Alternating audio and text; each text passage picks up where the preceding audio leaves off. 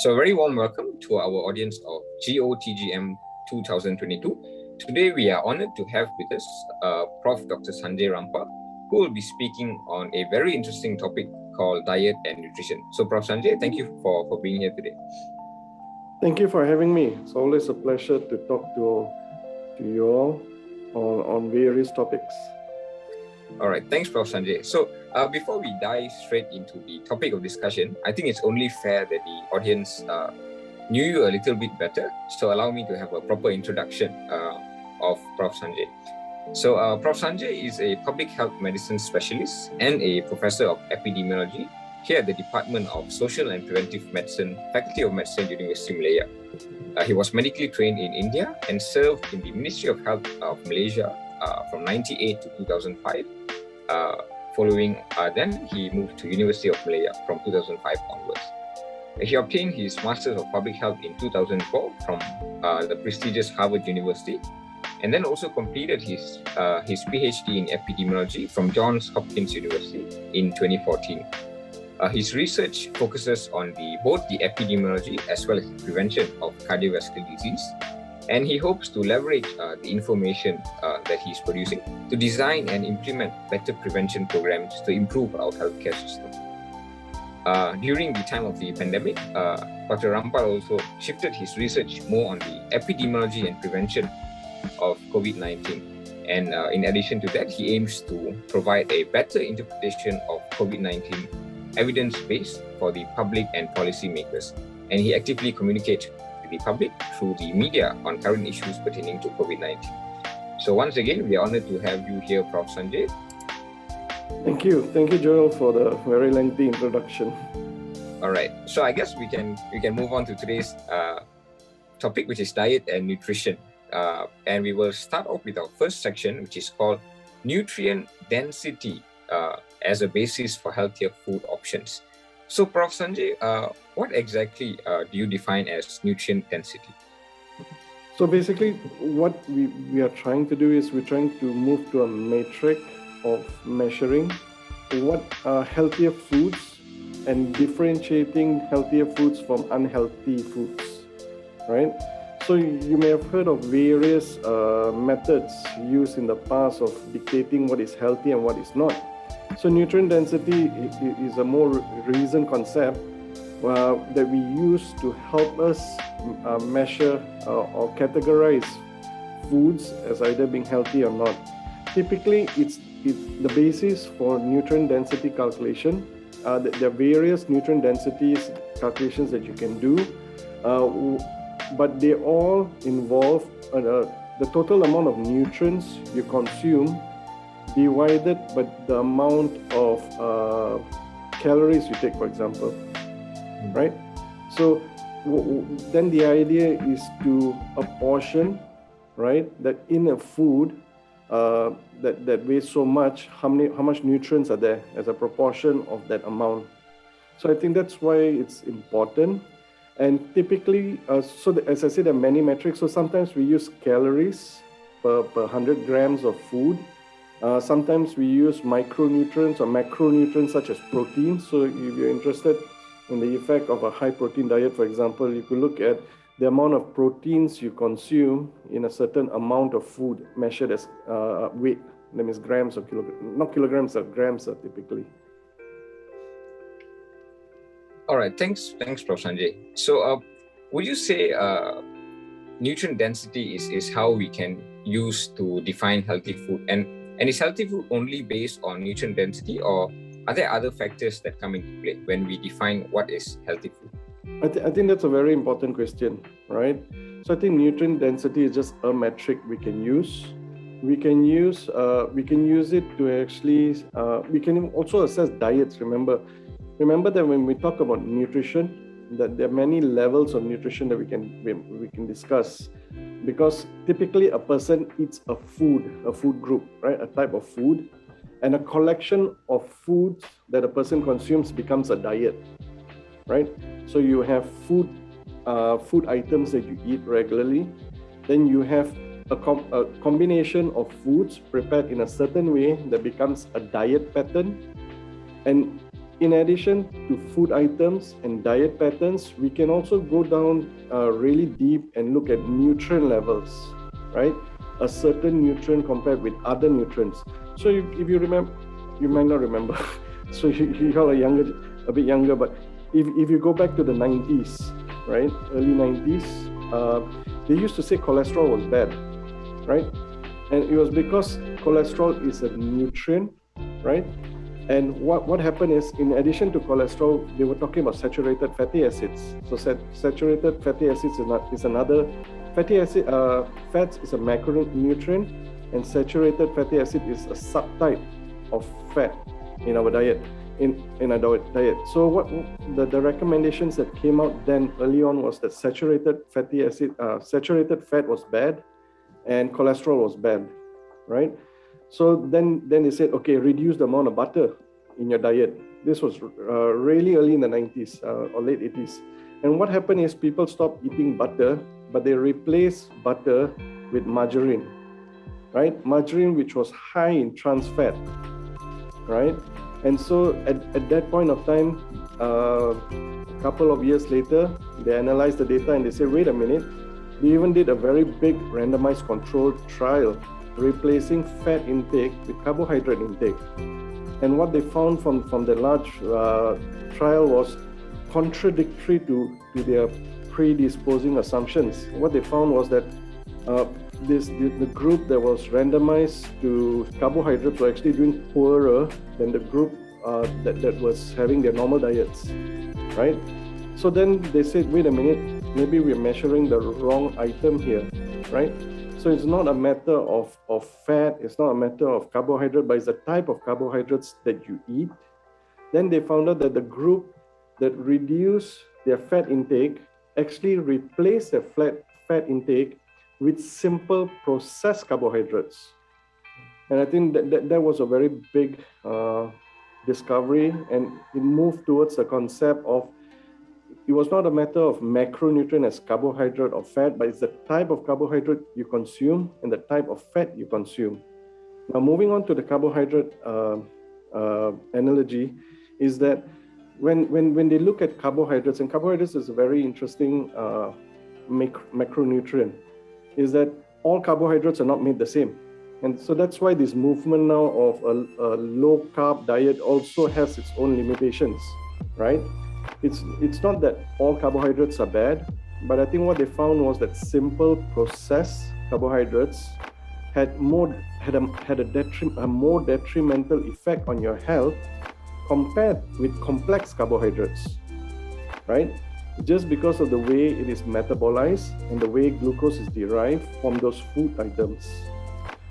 Now, coming back to nutrient density, so that is where I'm coming from. I'm coming from a point where initially we were talking about categorizing food based on nutrients themselves, right? Then saying, wait a minute, not all food items are the same, right? And if you think back of the pyramid, right? Most of you would have been exposed to some sort of food pyramid.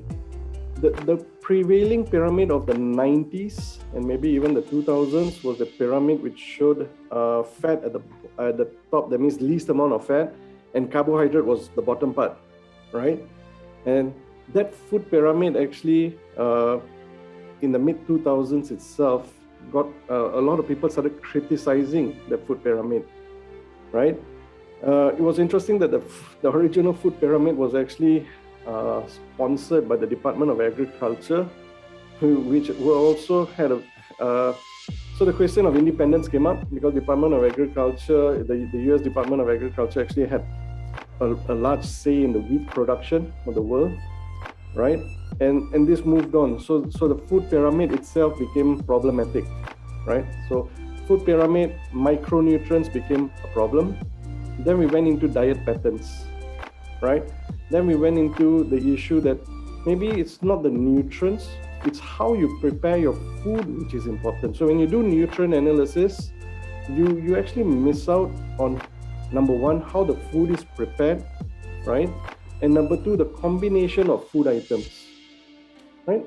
So the diet diet analysis and the analysis of diet and cardiovascular disease and NCDs moved on to diet patterns. The idea being that people consume certain patterns, right? I'm sure you have heard of the Mediterranean pattern. The traditional diet pattern has also, the term traditional diet pattern has also gained traction in the past. And of course, the Western diet pattern, which for some reason is equated to no, and it's very bad, right? But the idea is, if you think of the diet, the Western pattern is you're thinking of pizzas and French fries, for example. The traditional diet pattern, you're thinking about fruits and vegetables, what your ancestors would be eating, right? Not even your ancestors, actually, now would be what your grandparents would have eaten, or maybe your parents in their really young days, right? And then the concept of diet patterns is still prevails, still a very good concept, right? But in addition to diet patterns, this point of nutrient density came up, right? In that it's simple, actually, if you think about it. When we talk about simple processed food or carbohydrates, right? From carbohydrates, you went to food items. So any food item which is highly processed typically has a detrimental effect on your health, right? So the less processed is it, the better. Now, can there be another metric, right, on measuring this? So if you think of processed food, typically what they do is they're high calories, right? But they're very low in nutrients. So they're nutrient sparse food. So that's why this idea of nutrient density came up, in that healthy food items are actually food items which have a lot of nutrients, but not so much calories, right? Now, think about the food items that you may equate to having high nutrient density. So my favorite example would be maybe broccoli, right? Because you can think of cauliflower, it's big, right? It's chunky, it's fibrous, high nutrients, low in calorie, right? You can also think of other cruciferous vegetables. So the vegetables themselves are a very big group of food items. You think of cruciferous food items, in local cells, think of kangkong, bayam, right? Spinach. Then you can think of various kailan, various green leafy vegetables, right? So if you actually consume a lot of these green leafy vegetables, you'll find that they're actually very high in nutrients, very low in calories, right? So that's where we move on. We have moved on, I would say, in our metrics of classifying food items. And nutrient density is one of those metrics that you can use to help you differentiate between your food options that you have. All right, thank you so much for that, Prof. Sanjay. I think it was very insightful. So I guess you can say there are a lot of factors to take into account when we want to call something healthy. So there's the nutrient density, then how processed it is, and then your diet pattern is also important because different people have different diet patterns. It's a combination. So with regards to diet, sorry, Sabi, but the idea of diet patterns is sometimes the combination of food have synergistic effects, which is more than the original food item. I see. That's pretty interesting as well. And I guess a topic for another day as well. So in line with all this, Malaysians especially, I think we are blessed with bountiful amounts of food. So practically, what would you advise someone? So in terms of, for example, one wants to actually take a healthy diet. So when you have all of these factors into account, so what would be your practical advice then, Prof? So my practical advice is, choose a diet high in fruits and vegetables. Remember that for vegetables, I'm talking about cruciferous foods. Make sure that the vegetables that you consume vary in color and type. So there is a role for the orange kind of foods for your beta-carotene intake, like carrots, pumpkin, gourds, so on and so forth. But at the same time, there's a role for cruciferous vegetables. And there's also the other types of less frequent vegetables that you may have. So key thing is a diet high in vegetable intake. Fruit intake, remember that all fruits are not the same. there's some fruits which are very high in sugar, right? And some fruits which are lower in sugar. So if I was to make a distinction, citrus fruits, I think, are good, right? Apples should be taken in moderation because apples do have a lot of sugar. Something like watermelon, you can think of any of our tropical fruits which are overripe should be taken sparingly. Now, coming to fruits, one common misrepresentation in the market has been that fruits equates to fruit juice, right? So last time, if you remember the schools, we used to say Coca-Cola was bad, carbonated drinks was bad, fruits is good. So what did Coca-Cola do? Coca-Cola caters to its customers, so they produce orange fruit juice, which kids went and drank in the bottles. But the problem is, each bottle of orange juice was the equivalent of, was it 4 to 8 oranges? Now think of it this way, can you eat 4 to 8 oranges in a gulp in about a few minutes? It's going to be very difficult. So remember that when we talk about fruits and vegetables, we're not talking about processed juices, we're talking about the crude fruit, that means the unprocessed fruit. There is this trend for blending, for juicing, right? My main comment with juicing is, if you find blending helps you consume fruits and vegetables, go ahead, but do not separate the fiber from the juice, right? Though traditionally, not traditionally, but they found it scientifically that it's always better to eat food and fruits rather than to drink them. But if you feel that you have to juice them or blend them, remember to consume the whole fruit. So for example, take a blender, put the whole apple in, blend it all you want and consume that, rather than putting it, that there are certain juices which extract the juice from the fiber. I think that is not useful. Thanks, Prof. Sanjay. I think that was some sound advice. So moving on the topic of healthy food, there's also this thing called organic food as an alternative. So what would you say defines what is called organic food, and would that be under the whole umbrella of healthy food as well? Yeah. I would say organic, the term organic refers to the way a food was planted, right? A food item was prepared. Prepared here means how it was planted, whether pesticides was used, where was it, where was the agriculture, what was the agricultural practices used in producing that food. Initially, there was this thought that if you use less pesticides, right, if you grew it in a certain way, that the nutrients of that food item will be better. But there are certain problems, right? So just because an item is organic does not mean it has low pesticide. What we have is we have the problem with persistent pesticides in our land. So for example, just to give you an example, in Maryland, I use this example quite often, where they had organic farms producing baby food, right? But when they actually did the analysis, they found pesticides in the food. So the problem is that the pesticides had already gone into the land and it was in the land. So that said, I think rather than organic, I think what we will be moving towards is sustainable farming. I think sustainable farming is important for a different reason, for the climate, for the planet. But with regards to our health, I think it still boils down to the food we eat, right? So eating food high in fruits and vegetables is much preferred than a diet filled with red meat, for example. I've not touched on meat consumption. So ideally, you would want to reduce your meat consumption. But if you consume meat, what the literature has shown is, number one, processed meat is worse than unprocessed meat. So number one. Number two, white meat is supposed to be better than red meat, right? So that's my coverage on meat consumption per se and organic food. Right, thanks, Prof. Sanjay.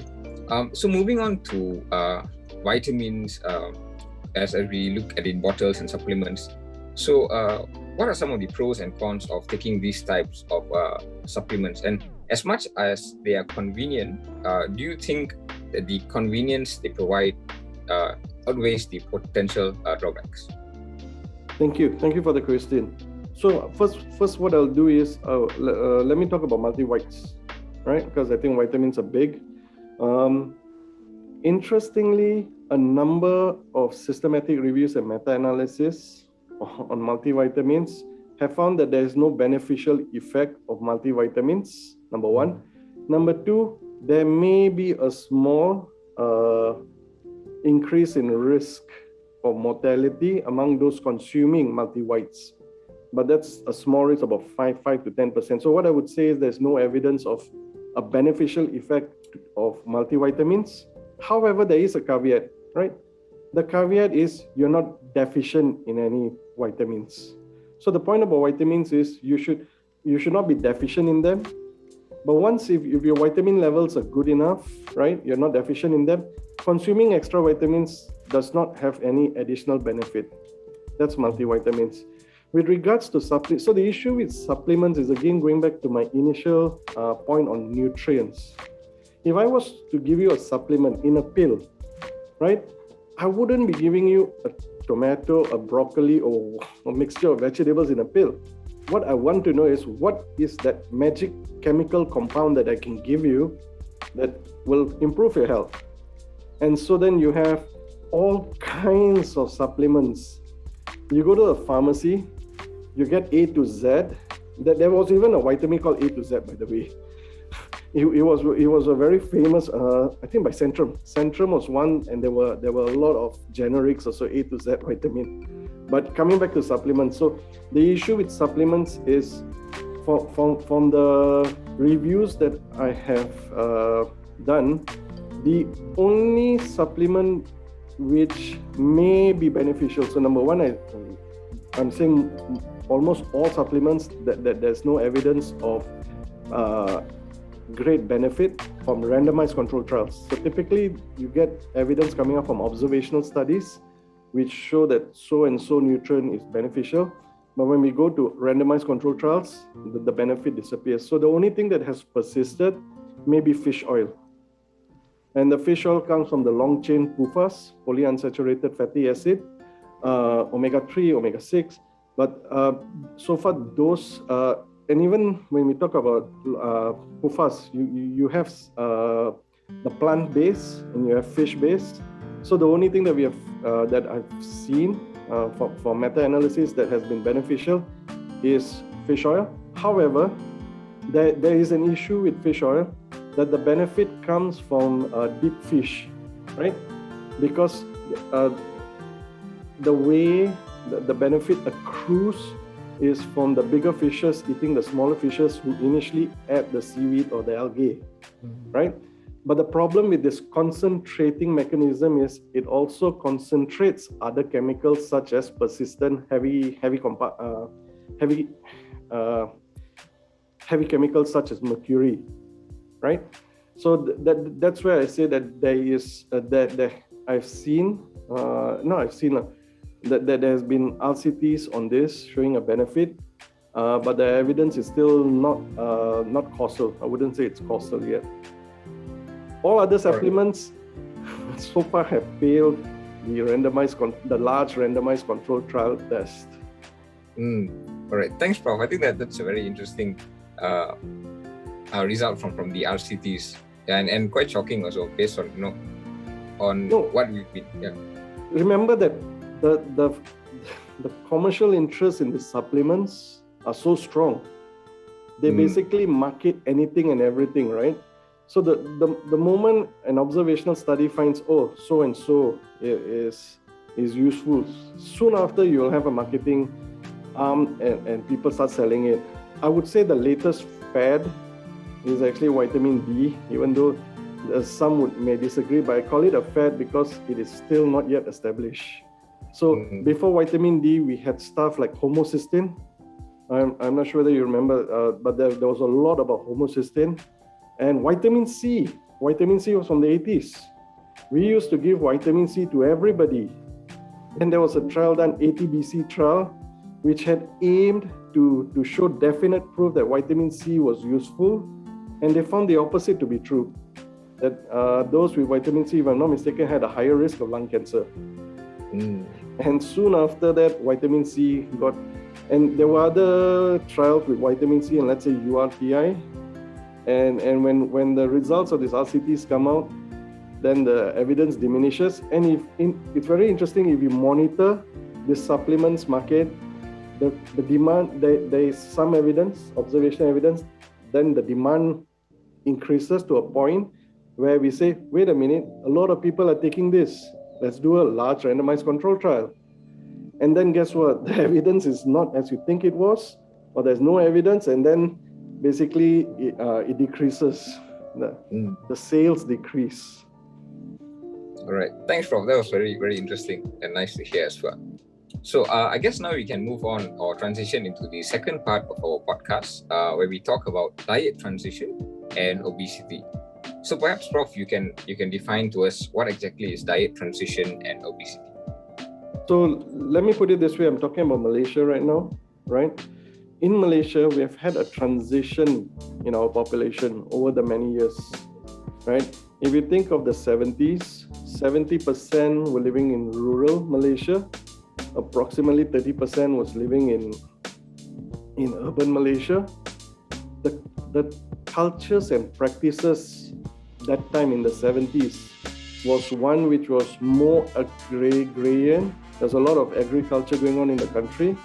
People were more physically active, right? And the kinds of food we eat also was different, very localized, right? So if you think of the 70s, if I was in, let's say in Kelantan, I'll be eating food which is grown and available within, let's say, Kelantan or the surrounding area, right?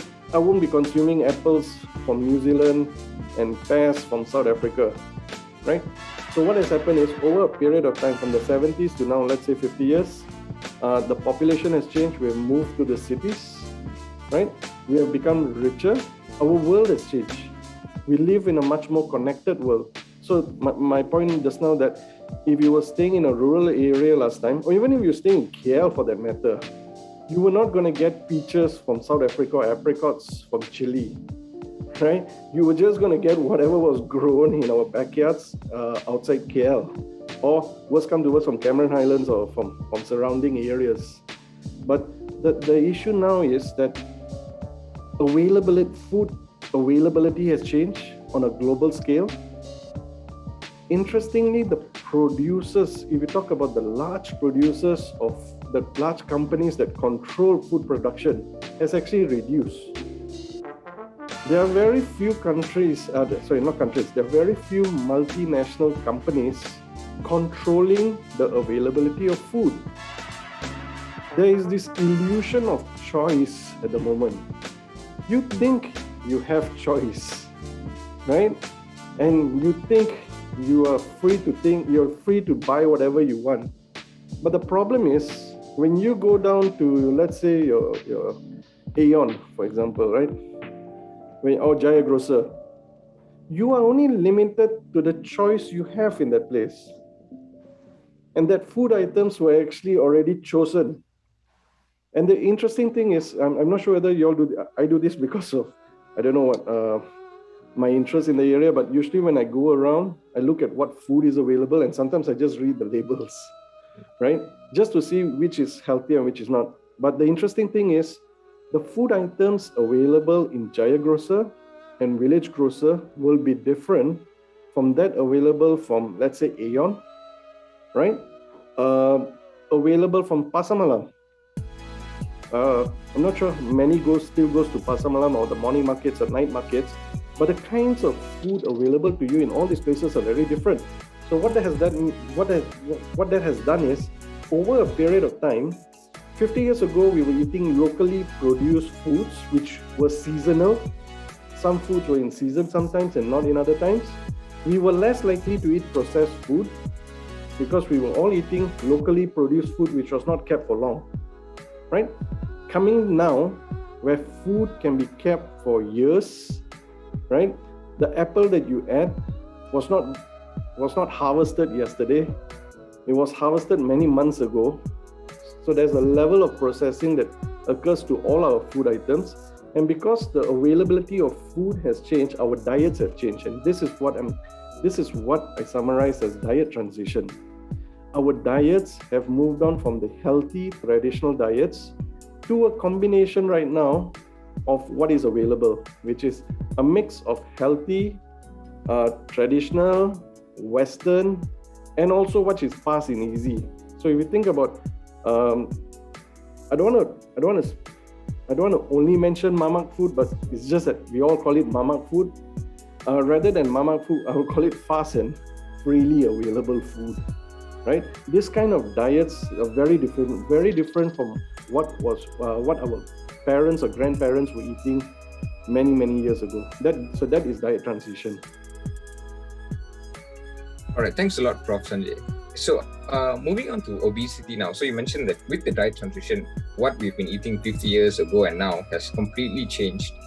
So perhaps how do you define obesity? And since you have extensive experience in epidemiology, what is the current prevalence of obesity among Malaysians? So the two things. How would I define obesity, right? So I would say number one, obesity is defined as increase in adiposity. That's a simple definition, right? Adiposity levels higher than normal, right?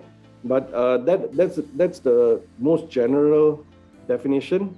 But if you prefer a better marker or more specific definition, is we typically use BMI, body mass index. I would say that BMI is a marker of general adiposity. We also have differentiated adiposity between general adiposity and, let's say, central adiposity. So central obesity. So central obesity, we would use the waist circumference, right? And use a cutoff of the waist circumference in order to classify a person as centrally obese or not centrally obese. With regards to its prevalence, that puts me in a spot, but I would say that it was about 20%. But I'm not private. But what I know is obesity plus overweight forms, I don't know, was it 50%, 40%, 40% or 50% of population. The issue with obesity is, I think the big issue with obesity is this. There had been a drastic change in the prevalence of obesity over this past 10-20 years that has been very rapid. So there's been a rapid increase in the prevalence of obesity in the past 20 years. Because if you look at the prevalence of obesity in 90s, we had an NHMS in 96, right? And the prevalence of obesity was about, 5%, right? And I was involved with a study in 2004, right? And we estimated the obesity as 13%. I remember that time, I reviewed the results. I spoke with an external consultant, someone from Utrecht. And I was telling him, we found such a large increase. And he actually did not believe it. He said, most likely you're measuring different things. There must be some measurement error. So that's 2004. 2006 comes along and we were up to about 15%. So there was a very large rise. But I think over the past 5 years or 5 to 10 years, it has the trajectory, the rate of increase has decreased. So it goes up exponentially. Now we're coming to the point where it's plateauing. Interestingly, the same kind of trajectory was seen in the US. But the US preceded us, I think, by 10 years. So that is where I believe in transitions. What we had before was, if you talk about the 80s, 90s, right? 80s and 90s, we had socio-economic transition. Suddenly people went to the cities. Suddenly we had more money. But this more money came at a cost. It came at a cost of our living environment and where we live and how we live. And this effect, it takes some time for the effect to settle in. So it took about 10 years for it to show up. So you're talking about a rise in obesity in, let's say, 2005. I would say that there will be that's what we will also be experiencing. We are experiencing is a rapid rise in diabetes. So you can think of changes in upstream markers like BMI. Upstream marker to me is not even BMI, it's food. Our diet changed. Because our diet changed, we became more obese, or the higher proportion of our population has more weight or overweight or obese. And we don't get it immediately, but when this population of overweight and obese lives longer, then the prevalence of diabetes shoots up. And it doesn't stop there, because after the prevalence of diabetes shooting up, in another 10 years to 15 years, our rate of renal failure will shoot up, ESRF, and stage renal failure. And that is something I think when we talk about an epidemic of obesity, we don't feel it so much, right? Because people are still moving around. Then you see an epidemic of diabetes, then you say, wait a minute, cost of healthcare will go up, right? Then the moment we see an epidemic of renal failure, I think it's too late already. That is way too late now. The problem is this. The problem is those who hold the purses will not react to the change of obesity. So you go to those funders, right? You go to the government and you tell the government people are getting fat, right? They'll say, so what? Economy still runs, everything still runs. Private companies still are running, and there's no problem to the economy, right? So when diabetes, when healthcare expenditure goes up, then only people start to take a greater interest in what's happening.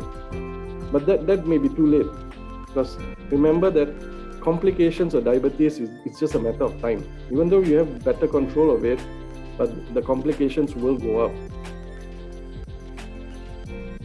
All right, thank you so much, Prof. Sanjay. I think that was very interesting. So you mentioned earlier on how we saw an increase in the rate of obesity exponentially, and then it sort of plateaued down. So I just wanted to explore more on what are some of the reasons you think it has plateaued, and perhaps how can we build on that to further plateau or maybe reduce the recurrence of obesity. So there are many lines of thought behind why it's plateauing, right? One line of thought says that this is just an aberrant, this is just noise, that it's going up, the signal says it's going up, then you have some noise, after some time it goes up again. I actually gave it real thought, and to me, it's a matter of susceptibility, right? So just like infectious disease, you start with a susceptible person, you start with a susceptible population. So my point about obesity is this: the whole population, the susceptibility of each of us to obesity is different. We have some amount of resilience built into us with our lifestyle practices, where we live, how we live. Actually, I have a very nice system map on this. But my point is, when we talk about obesity, okay, let me bring it down, right? Obesity is just an imbalance of energy intake. Think about it this way, right? Imbalance of energy intake. There are more energy going to your body than getting expended. So that's simple. Food that you eat versus exercise. It seems easy, right? Do more exercise, eat less food. Problem solved. But wait a minute, we also have this thing called internal physiology going on, our basal metabolic rate, so on and so forth. All right. But then what affects your food? That's where systems come into play. Food availability, food generation, and there are many systems and policies in play that makes you actually eat a certain kind of food more and less of the other. At the same time, where you live, right, may influence your physical activity. Now, coming back to the point, what was the point again? I got lost in the system map. All right, no worries. So I just wanted to explore on how. Susceptibility. Yeah. Okay. So with regards to susceptibility, I think our population have various types of people. Some are more susceptible to obesity, some are more resilient. So what has happened in the past decade or so is the subgroup, right, in our population who are most susceptible to obesity have been affected. That's where you have subgroups of people for whatever reason. And these reasons are not simple, as I said, because the reasons are a mixture of a lot of factors, but those who are most susceptible to obesity have been affected, and they become obese first. Now, if our environment, if our changes, if the transitions that we are going on do not change, we do not change for a better, we continue to be more urbanized, we continue to eat more processed food, we continue to be more sedentary, what happens is a different subgroup which is less susceptible will then become obese. So over a period of time, if we don't change our environment, when I mean environment, I'm talking about micro, macro, right? If we don't change the way we live, right, then eventually a large proportion of the population will become obese. Now, an important point about the environment, it's not just temperature, it's just not the environment you see. I'm talking about the built environment. I think built environment is one aspect in an urban setting which is very, very important, right? What we have is, we have capitalistic approach towards our economy. We have huge number of companies building houses, developing land, without actually investing enough in producing a healthier environment, right? If you look at KL, every corner a developer takes up a chunk of land and they use it to the maximum. So there is a code on how many percent should be green lung or green land, and they will find a way to minimize that, right? So the problem then is the populations, our people who stay in those areas find it very difficult to expend energy, to do any activity. Close to our heart, close to I would say look at Lembah Pantai, best example. If you have not gone to Lembah Pantai, go to Lembah Pantai and walk around the PPR, right? You can try walking from the university, the so-called university LRT, walk right down and take a left. And then think if you're living in one of those flats, right? And if you're living there, you go to your doctor and your doctor says, why you never exercise? Do more exercise. And figure out how are you going to do that? So the problem with us is we have built communities, but we have not built healthy communities. There's actually a very interesting proposal by past proposal in the past year or so by Singapore. The idea is to build vertical villages. So we always need villages to be horizontal, but since we have a lot more high-rise buildings, we should be looking at building vertical villages, whereby then we should figure out a way whereby the occupants can gain their physical activity within the confine of their vertical village. It may not improve social connectedness between these high-rise developments, but it at least provides an opportunity to the occupants of these high-rise buildings to go out and do some physical activity. One more point about physical activity is that physical activity need not be exercise. We have this concept of non-exercise physical activity, NEPA, right? And I experienced this in the US, right, when I was doing my PhD, because I used to take public transport every day. I used to spend about an hour in the morning, one bus, 2 trains, and walking in between, right? And just by going to the school or to school, I was getting my daily share of physical activity. I didn't need to do anything else actually. By just walking out, by walking to public transportation, taking public transportation and coming out and walking in, you get sufficient. And this can be extrapolated to even right? So in Malaysia, our last mile connectivity is very bad, right? So like if you can think that if someone comes in Jalan University right? Currently, you still can walk. I have colleagues of mine like Prof Hazrin who walks almost every other day. He uses public transport, right? But if we could make it easier for more of us, right, so that I don't have to live next to the LRT station, if we all started taking more public transportation, that would increase our active transportation, and that in itself will reduce the prevalence of obesity because all of us will be doing more physical activity. Yep. All right. Yeah. Thanks. That's very clear, Prof. Sanjay. Yeah, I think you gave us a lot of insight and not only on obesity, but how we can battle this problem. So moving on to the last section of our podcast for today. So earlier you mentioned on the upstream markers, like not even BMI, but food, which if you see a rise, then you see a subsequent rise in obesity, diabetes, and end-stage renal failure.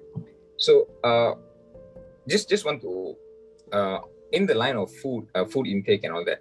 So I just want to talk a bit on the salt intake as a population and the subsequent rise in blood pressure and all that. So what is your opinion on how much salt we are consuming as a population? So it's not my opinion, but the evidence is out there. Exact numbers I'm not sure, but I think sodium-wise, we are consuming more than 5 grams of sodium, and we are consuming more than 8 grams of salt, I think. We are consuming too much. In summary, our population of intake of salt is a lot, but that is not in isolation. Globally, we are consuming more salt than we should. The reasons for this, there are various reasons for this. Number one, it's industry. So number one, the processed food that we get have high sodium. Number two, the sodium the food that's prepared, the fast and easy food, so to say, right? The mama, the stalls, so on and so forth. The food you get outside is actually loaded with sodium, right? Is our number three is that our fast food. If we talk about fast food, do you know a burger in Malaysia has a different sodium content than a Big Mac in Malaysia has different sodium content than a Big Mac in UK, right? And the reason is because UK has regulated sodium. They have told them to reduce sodium. Now, if you ask, so this leads to the question of how much salt we need. We don't need any salt. We don't need any added salt. We will get some. So that there's this feeling. There's a lot of discussion in literature. I must say some of it by the salt lobby. There is a salt lobby, by the way. They are as strong as the tobacco lobby, as strong as the olive oil lobby, so on, and soya lobby, so on and so forth. But there is a salt lobby. The salt lobby would counter that we need salt in our diet, right?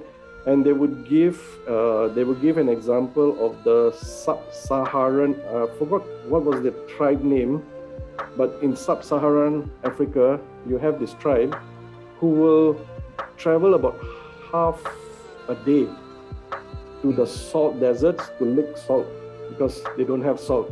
Okay, so this is by the salt lobby.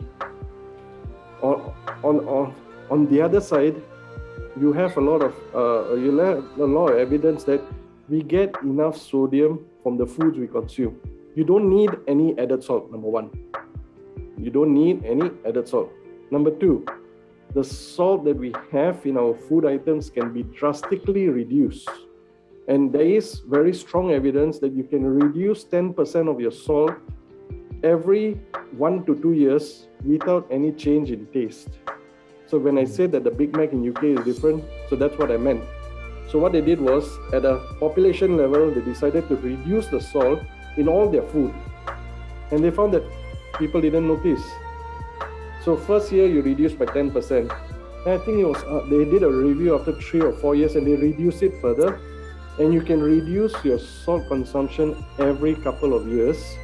And you would find that there's no difference in taste. That's one gradual way that we can do at the population level. The benefits are tremendous. The benefit is you will get a change in blood pressure levels at the population level. the prevalence of hypertension will go down, right? Now, salt, that I could spend a whole session on salt. So, yeah, but salt has a lot of detrimental effects by itself. So I'll keep it with that. Okay, thanks a lot, Prof. Sanjay. So I guess we are reaching the end of our podcast. So as a closer, perhaps we'd just like to know what are your aspirations and vision for how you see nutrition in the future? So I see us move, as we move along, number one is we have to address food sustainability. We have to incorporate more sustainable practices in the production of food and the availability of food. That there is this feeling that we should go local. We should see what's available locally and we should eat what is available locally, even though there's a seasonal effect to it, right? Number two, we should decrease consumption of processed food. It's convenient, fast, easy, but it's actually not healthy, right? That's how I see it. And number three is, as we move along the lines of sustainability, plant-based diet has been shown to be better for the planet compared with meat consumption, just because we spend a lot of carbon emission in, number one, producing that meat, and number two, in consuming that meat. So the way I see, if you ask me how I see it forward, and our population has been resistant to change, but very interestingly, in the past 5 years, I've seen a lot of changes in our population. One that gives me optimism that maybe in 10, 15 years' time, we will go to a diet, an overall general Malaysian diet, which is a lot higher in plant-based and very little meat being consumed. All right. Thanks, Prof. Sanjay. So before we end, since most of our audiences here will be future doctors, so perhaps you'd like to offer some last words of advice. With regards to? To absolutely study hard or sleep more or don't smoke, or what kind of advice would you want? I think just a general advice from perhaps our discussion today, Prof. From our discussion today. Mm-hmm. Okay, so I think a few key points. Number one is, you all are young. There are many, many years ahead. Think about the planet, right? We have to be seriously thinking about the sustainability of the planet for when you grow old. So I'm already old, right? But you or many of you have a good 50, 60 years ahead, and you would want the planet to be healthy when you grow old, number one. Number two, if you talk about health, there's this movement to 100-year-old age, right? That for you, compared to me, you should have an expectation that you will be living to 100, right? Because there are a lot of advances going on right now at many different levels, trying to hack our biology in order for us to live that 100 years as an average. So that's number two. You should be aiming to live to 100. Number three, adopt healthier lifestyle practices. I wouldn't say the best, because all of us have our own limitations. If possible, adopt as healthy a lifestyle as you can. Watch your mental health. Be mindful. I think I've covered a lot of things so far. All right, yeah. Thank you so much, Prof. Sanjay. So that was some wholesome advice and very beneficial for all of us. So once again, I'd like to thank you, not only for your time, but for the very beneficial insights that you've provided throughout this whole time. So thank you so much for your time, Prof. Thank you, Joel, for having me. It's always a pleasure to talk to the younger ones, and hopefully you've gained something today.